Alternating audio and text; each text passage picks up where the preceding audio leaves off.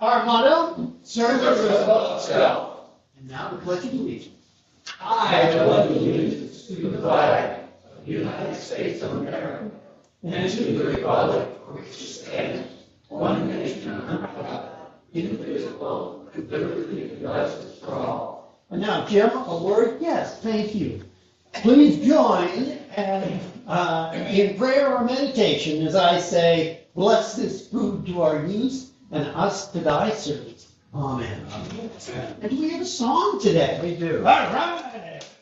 So on page 1, please. Turn page 21.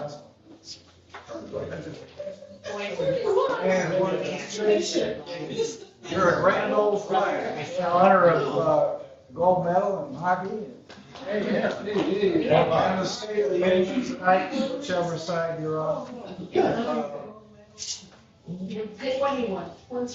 21, the grand old flag.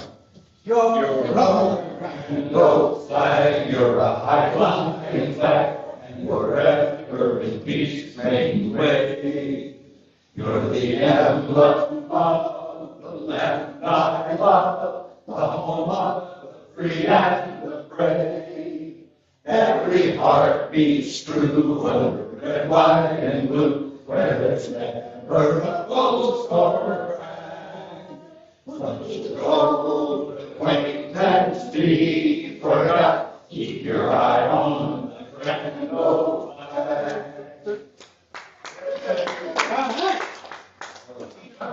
And now, let's see here. Welcome, everyone. Do we have any happy dollars to start off our meeting? Sam! I have 5 happy dollars. Whoa! This is separate, man. I couldn't. A tree came down in my neighborhood, and I lost power since Sunday. Oh! And I think it's coming back this afternoon. The tree was power. Very good. How are you getting along? I was angry. Oh, bravo.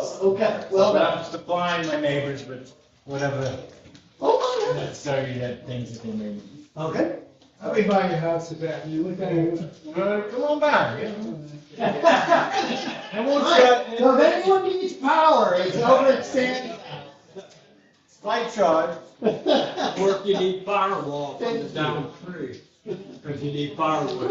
Other heavy dollars. Chuck. $5 because of the results of the Winter Olympics, especially for the women and men who took gold in the hockey Yeah. thing. So, great job, USA. Yeah. And they said it was just a game. Mike for John. Oh, Mike for John. Sorry about Okay. So in honor of Bill Payne, I'm leaving town. We're going to Panama on Friday morning early, and we're scheduled to come back in 2 weeks.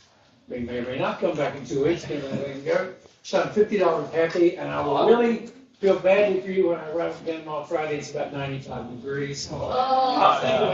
Bring some back. I hope you have a heat stroke. And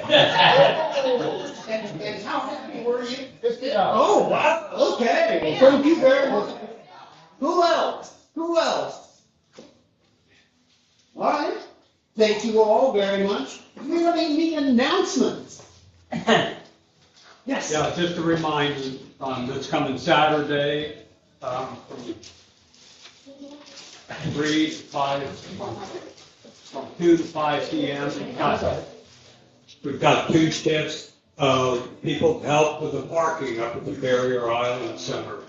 So I believe the people that are helping have their time scheduled in front of us. Try and get there about 15 minutes early, just so we can hand over the vests and get some instructions and so forth. And don't forget that you're welcome to the food and the entertainment and stuff after your shift's over or before your shift starts. So you don't have to pay for any of that. So we'll see you Saturday. Thank you all. And we're only directing the parking, we don't have to shovel out the lot. Good. The other Yes, announcement. I have a couple of announcements. Walter Childs sent me an email and about what's going on with him in Colorado, and he gave me permission to share this with the club.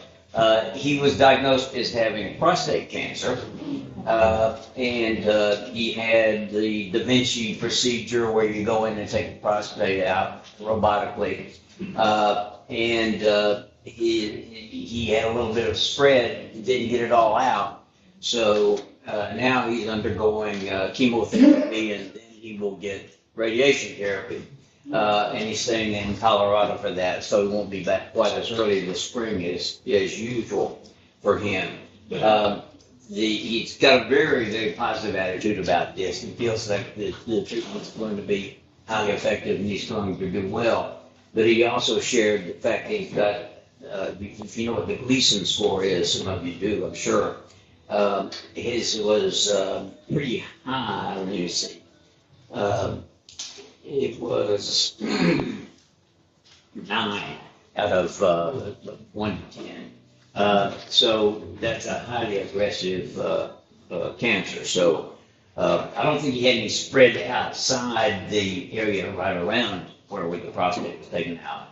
But hopefully they'll get it on and the treatment will be effective. But anyway, he'll be back this spring a little later than usual, but keep Walter in your thoughts and prayers. Right. On a more positive note, I've had 2 members now take advantage of the credit card option to pay their bill, and it works really well. I get notified right away. It is actually the system enters it into our online checkbook automatically. And it's credited your account right away without me doing a thing. So all I gotta do is look and see, oh yeah, they paid. So that's nice. And I also found out that because somebody asked me this, they said, what about all the letters that I got from the Rotary Foundation about the contributions I made during the past year? I must not have kept them. And how can I get all those? And I found out that you can find them all on My Rotary. So you just go to My Rotary and you look at your personal account, donations, click on that, and you'll see the list of all the letters. You can download them all right there. So if you're one of the few people still that itemize your deductions, not many people do anymore, but if you do, you can download all those letters from My Rotary. Now, the invoices just went out Right. for the current dues. Well, it went out Does a that month have the ago. Oh, I just got a reminder. You got a reminder saying it's overdue now. Does that have the link on it? It does. And are all of them in the future going to have that link on it? They will. All right.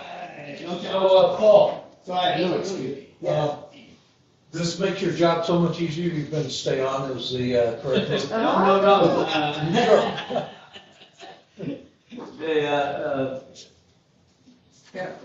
Ken Huggindubler is an accountant, and he's still working, but he's agreed. He's been in another Rotary club and been in every position, including treasurer, and he's agreed to take over the position as of July 1st. And Katie's going to be his I backup. think you should stay in. Oh, thank you for the vote of confidence, but 12 years enough. Hey, Jim, you probably didn't notice because you didn't notice. Mine said pay up you deadbeat, and that's why. I had a credit card and it worked. So I would suggest you do the same. Some members always require a Dunning letter saying you're overdue.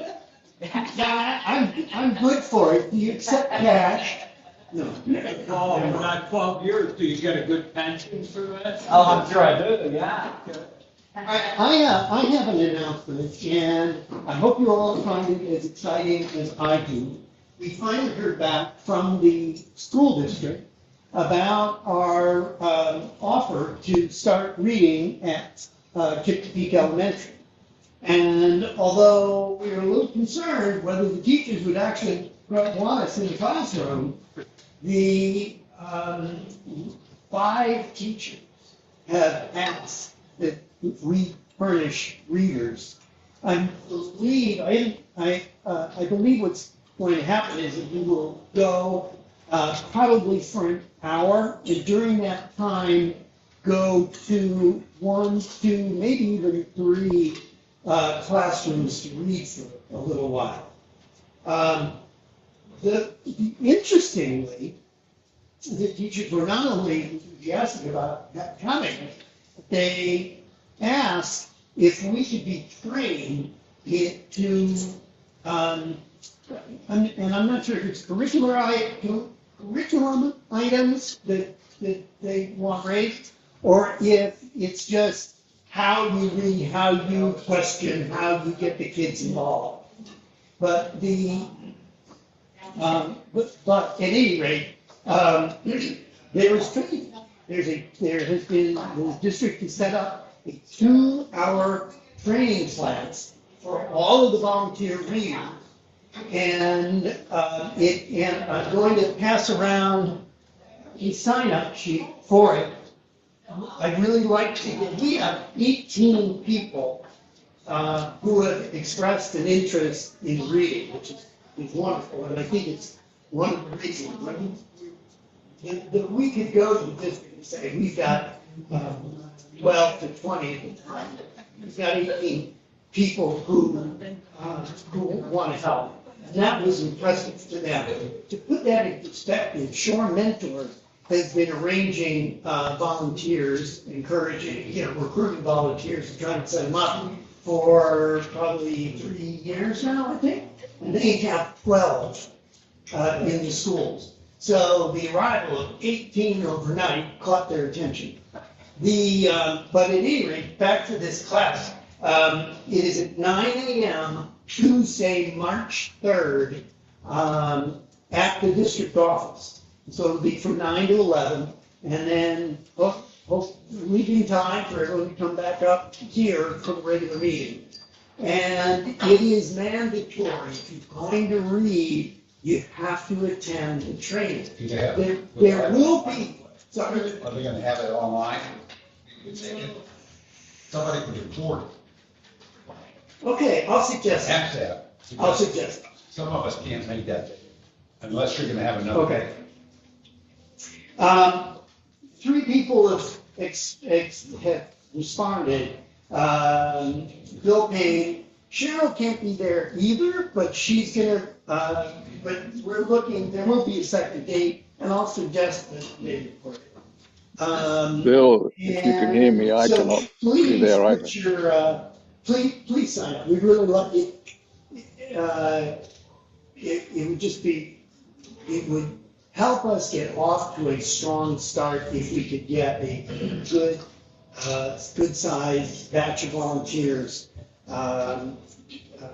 signed up at the beginning, because really the key to this whole thing is going to be reliability. One of the problems that they run into in the schools is that people will be assigned to a regular time, 10 o'clock on Wednesday mornings, and then either they have a doctor's appointment, or they're traveling, or they work, and the schools really need people to, they have to be able to depend on us to be there. So please lend a hand. It sounds like fun, and I think any time that they're investing their time training a group of people, it suggests how important that they think our contribution. So I'll pass this around. So will you get an email out on that? Yeah. Graham just said he does Zoom, he can't make it. Cannot make it. Okay. All right. When you say the district office, is that the building up on Young Street? Yeah. Yes, exactly. Jim, Yeah. Do you know how long, or do they give us the books to read? Or do we, so, okay. And how long would we be there? Like an hour or a couple hours? It hasn't been determined, but I believe 1 hour is what they're thinking of, largely because. Maybe we could also sign up as subs. So they have a backup. I'm sorry, signing as subs as volunteer readers? Yes, Or as. yes. You would have an appointment, and then some people would be a sub for that day in case of something critical. That's exactly why we need good turnout at this meeting. Yes, I hope we get it online, but, This we is Dora need a core. the volunteers. She just couldn't be here. I know, but Dora needs to be brought into solutions for us this side up. Oh, yeah. She was one to distribute, there was an email sent around to the people who, the 18 or so, who had, expressed an interest, and Dora was the one who sent it around. So she's in the loop. But I'm probably remiss, and I need to send it to everyone, because, you know, this is not an exclusive group. You know, we really do want to give everyone as many opportunities as we can to participate. Other questions? All right. Well, I think that brings us to the ever-important Queen of Hearts. So, who has the high card? 21. Oh, okay. A Jack, a 4, and a 7. There you go. Whoops. Ace of diamonds for Mark Clark. All right, who can beat it? Sorry, diamonds, trumps, clubs. All right. Go Jack Hart. A Jack of Hearts, and what a guy. A big heart for now. How appropriate. All right. Okay, so, I guess I got to, hold on, I get the other bridge.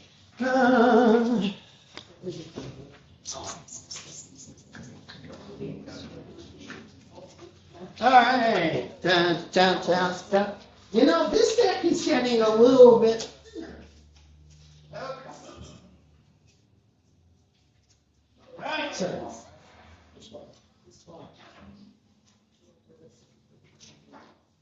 Oh, 8 of clubs.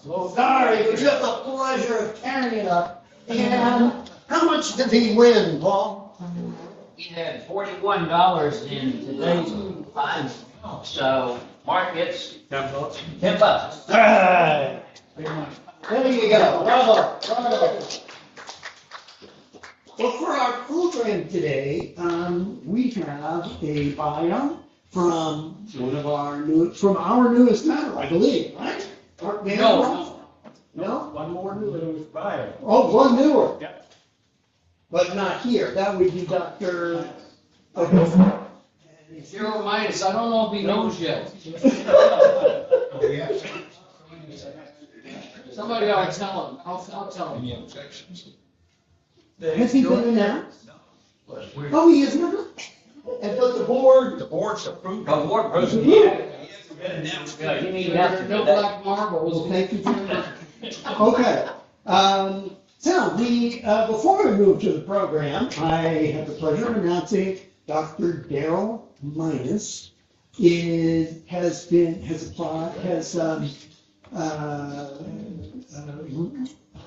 proposed for membership and approved by the board. And so this officially begins the 1 week. No, that was last week, he's approved. No, this week. No, they said last week, they said this was the week. Yeah, Oh, last week. He did. He hadn't been approved by the board yet. They weren't approved. They said he was. Going once, going twice. They were approved last week, right? Yeah, but I'm sure he. Oh, but it doesn't happen. It could have been in the notes, which people looked at before it sent out, so. It could have been in the notes. There's a possibility. Last week, Betty said if there were no black marbles, he would be today. The OT official, never mind what I said. Okay, thank you very much.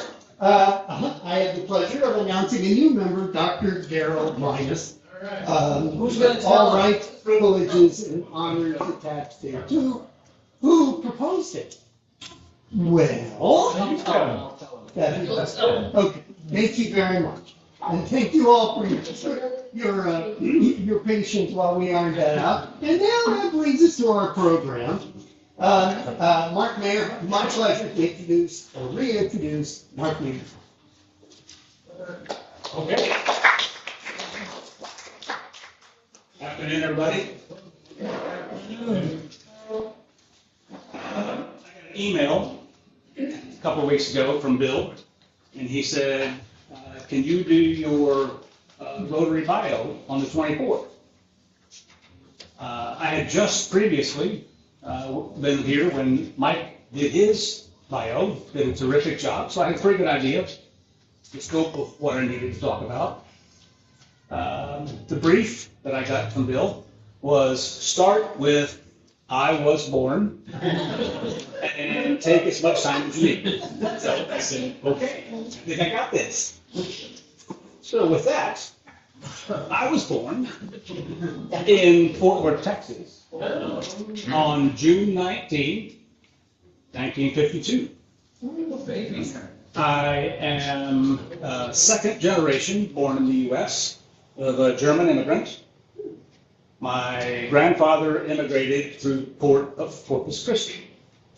What many don't realize is that Galveston and Corpus Christi were very popular ports of entry for Germans, Czechs, and Polish peoples. And in Central Texas today, you can actually find many signs of these European cultures. When I was 10, we moved to Dallas, which is where I call home, actually. And yeah, that means I'm actually a Cowboys fan. So I don't know if that's good news or bad news here. I had what was a pretty normal growing up, 50s and 60s. My heroes were Roy Rogers, John Wayne, and Tom Landry. I graduated from high school in 1970, and I left home immediately. I wanted more independence, and I wanted to find out what's out there. I had a pretty good suspicion that there's a little more out there than just what I was finding in Dallas, Texas. In 1972, the Vietnam War was winding down. I was starting my third year of college, and I got a call from my dad, who was working in the defense industry, and he informed me that he just got laid off and that I was on my own. So this was my oh shit moment, where the free ride was over, I needed to find a job. So I actually stumbled into a job in a modern home furnishings store that was opening up there. They were opening multiple stores in Houston, which is where I was going to school. The place was named Storehouse. My first job title was stock boy. That was my first job title. And little did I know at that time that this was the first step into the career in the industry that I was going to be in for the next 53 years. When I left Storehouse in 1988, I was the vice president, director of stores. I had 2 regional managers who supervised the 25 company stores, and I looked after the 5 franchise stores. However, the most important thing that happened during my 17 years at Storehouse was that I met my wife, Lauren. And we have now been married for 42 years. Wow. Lauren is from Greenwich, Connecticut. And I don't know whether you know much about Greenwich, Connecticut, but many think of it as the Beverly Hills of the East Coast. And she's from Greenwich, Connecticut. I'm from Dallas, Texas. So when we meet people, she tells them we have an intercultural marriage. We have 2 boys. Alex, who's our oldest, lives down in Virginia Beach with his wife. And Sam, our youngest, lives up in the suburbs of Philadelphia with his wife and our first grandbaby. In 1989, I got the opportunity to join a company called IKEA, as ironically, they were just opening up shop in the Philadelphia area. Everybody know what IKEA is? Yeah. No? Okay, good. Big global home furnishings retailer. Does anybody know what IKEA means? Anybody know what it means? Doorway, It is an acronym. The I and the K are the first letters of the founder's first and last name, Ingvar Kamprad. The E is for Elmterud, which is the village he grew up in, and the A is for Agunarud, which is the farm that he grew up on. So IKEA is actually an acronym.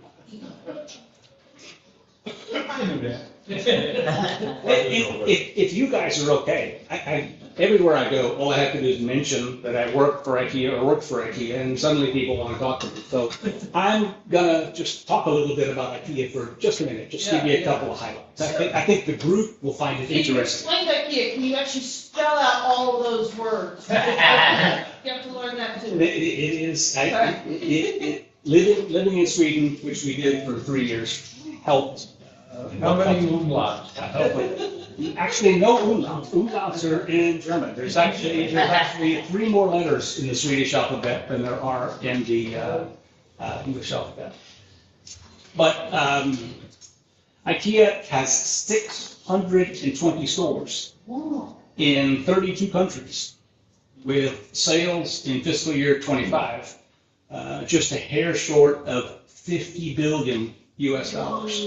So IKEA is the largest home furnishings company in the world. What most people don't realize is that those blue boxes that you see in cities around the country are actually a tiny piece of the company. IKEA has a very unique business model with its own product development unit, a massive global purchasing organization, and a gigantic global distribution organization. They design, source, distribute, and sell only IKEA products. It is an enormously profitable company with 0 debt. 0 debt. IKEA owns all the real estate, their stores and the buildings, and distribution centers also, where they're located. There's also a shopping center division called Inca Centers that owns and operates malls and shopping centers in 14 different countries around the world. It is one of the biggest such operators in the commercial segment of the real estate business. Inca Investments is the financial arm of IKEA. It gives 15% of IKEA's annual profits to the IKEA Foundation, which uses that money for charitable use around the globe. The other 85% of what the company makes is reinvested into the company. There are no greedy shareholders to satisfy in that privately held company. So investments go to things like forest land. IKEA owns hundreds of millions of acres of forest land that they're looking after and preserving all over the world, including huge forests here in the southeastern U.S. They also invest in renewable energy. So IKEA has opened multiple wind farms around the world, including 2 big ones here. There's a big one in the Midwest, and there's a really big one in Texas. Solar is also very important. My next to last assignment at IKEA, I was the market manager for one of the 2 stores in Chicago. And I ran a 330,000 square foot store. And on the roof of my building was the largest solar array in the state of Illinois. So IKEA is really big in terms of renewable energy. Also, a lot of the newest stores that are opening are being opened with geothermal energy. The store we opened in Denver is powered by geothermal energy. Just dug a big hole in the ground, and the steam that comes from that's what runs things. Additionally, financial markets. IKEA is really active in financial markets, especially currency exchange, acquisitions, buying companies who can add value to the brand, and then real estate investments. So they're not only paying for the stuff the shopping centers that IKEA Centers buys, but also any new stores that are opening are self-financed by the company. It is a fascinating company to have worked for. I worked for those guys for 36 years. I just retired August 29th. During my 36 years, I had a chance to work in global, regional, national, and local roles.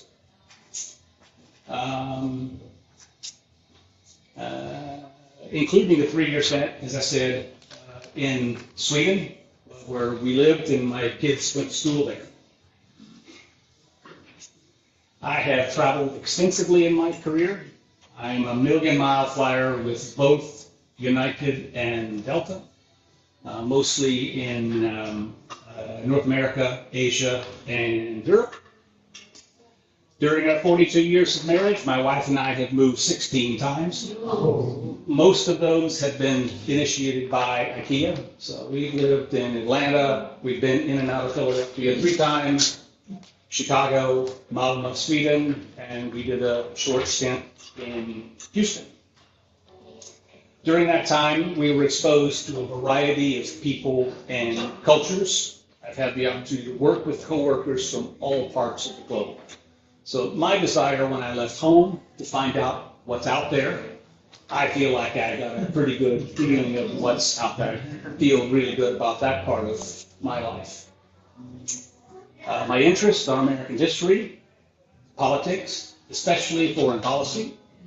I follow NFL football and NHL hockey, but my number one passion is motor racing. Specifically Formula One and endurance sports car racing, like the 24 Hours of Le Mans or the Rolex 24, which they do down in Daytona, just for there.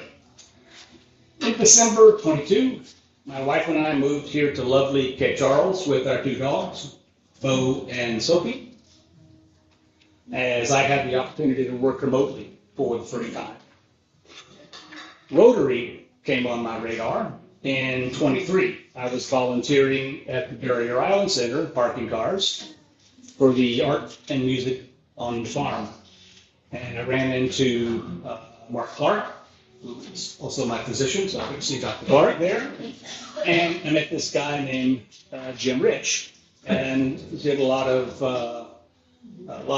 parking lot man talk, but it eventually got around to Rotary. Like I mentioned, I retired in August. I recognize that I am still in the vacation phase of my retirement. I'm also aware enough to know that this ain't gonna last forever. So I began to reflect back on my conversation in the parking lot, did some research on Rotary. Jim was kind enough to have a couple of meetings with me, and here I am. I stayed at IKEA for 36 years because of the fellowship I enjoyed with my many coworkers, and because I had an opportunity to make meaningful contributions to the overall mission of IKEA. I have discovered many of those qualities in Rotary, and I am looking forward to finding opportunities to get to know you as well as finding opportunities to make meaningful contributions to our club here in lovely Cape Charles. So with that, I want to say thank you very much. Hey! Does anyone have any questions? I have a question. Yes, sir. Since the banking run, strip centers and regional balls, and we've seen that change dramatically. MacArthur Center was open since we moved here in the 90s and style closed. What's going on with their shopping malls? How are they doing? Retail right now, a few years back in the 2015, 2016, it was referred to in the industry as the retail apocalypse that was going on with the consumer trends shifting from brick and mortar retail to online retail. And IKEA has been, the number of companies that are no longer around, it's a long list, and IKEA is a very resilient company. So what IKEA has tried to do is to build out their digital capabilities while maintaining their stores as actually the centerpiece of their concept. So the stores are the place where you can actually come and experience the brand. You get something in a store that you can't get online. In terms of purchasing real estate, being a company with as much money as they've got, they are still buying stuff. They are still buying stuff. I can tell you, and they're investing in the long term. They're a company that doesn't have to really worry about making a lot of short-term decisions so that they can survive the next board meeting. They're a company that is committed to making long-term decisions that are going to build a brand and help deliver to the vision of the company long term. Is the father still alive? Ingvar passed away in February of 2018. 2018 he passed away. So now these three sons are the company is actually run by a foundation. So Ingvar set it up so that after he passed, his sons couldn't decide to get greedy and sell the company and make a big buck. So the company is actually owned by a Dutch foundation, so it can't be sold. Yes, sir. Does IKEA sell anything besides furniture? So a lot of accessories. This is why I refer to it as a home furnishing store, not just a furniture store, because they sell rugs, lighting, everything you need to outfit your kitchen, curtains, window coverings, decorative accessories, things like that. In many of our European stores, they actually sell solar panels for consumers' homes. So they've got a credit service. So it's a huge company. Huge company. And I believe you have an announcement to make about a future event. Yeah, I just have one. Yeah, and it is. I was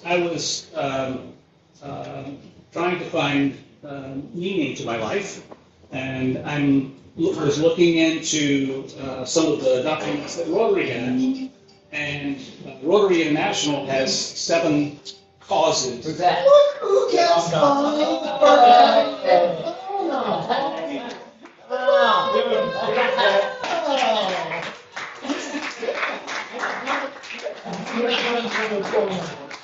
It's $100 fine.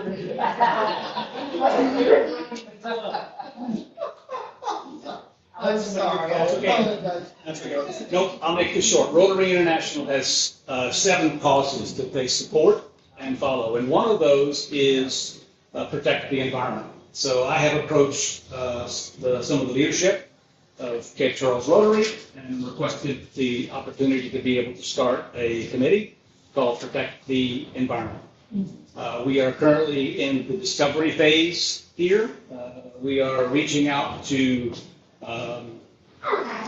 organizations right now that are, whether it's Nature Conservancy or the Virginia Institute of Marine Science, these guys have volunteer opportunities. But before I bring those things to the membership, I'm going to want to be quite clear about what is it you're signing up for. So There's more to come, but the beauty of it is here in lovely Cape Charles, we have many things worth protecting. We have beaches, we have shore, we have marine life, we have farmland, and we have forests here. All of those are worth protecting. I don't have a clue where this is going to go yet. Right now, I only have an idea and kind of the guardrails that are provided by the guidance that Rotary International is providing. But we're going to dig into this, find some opportunities, and then we'll be bringing these back. Libby has been voluntold to be on the co-chair with me on this. So I'll be chairing this committee. So if anyone has any ideas about service projects that we could do to fit within under the umbrella of protect the environment, by all means, please send me an email. My profile is up to date on DACDP. There you can find my email address. Okay? Thank you. Okay. Thank you very much. Jim, I'm going to take the microphone from you for a minute. I want to add to the happy dollars. I'm going to give 25 happy dollars because I'm so happy that you had that conversation with Mark in the parking lot that he obviously thought about a lot going into the future, and now he's joined the club, and Jim is the sponsor. And we're indebted to him for this. I've never seen a new member hit ground running like Mark has. I didn't even tell him about the Rotary membership, but then I looked on DACDB, and he'd already figured out how to do it on his own. Including, he'd filled out all the information on DACDB and put his picture on there already without even knowing it was on the mentorship list. And similarly, so I gave him the book, My Rotary. He said, I've already found that on Rotary International.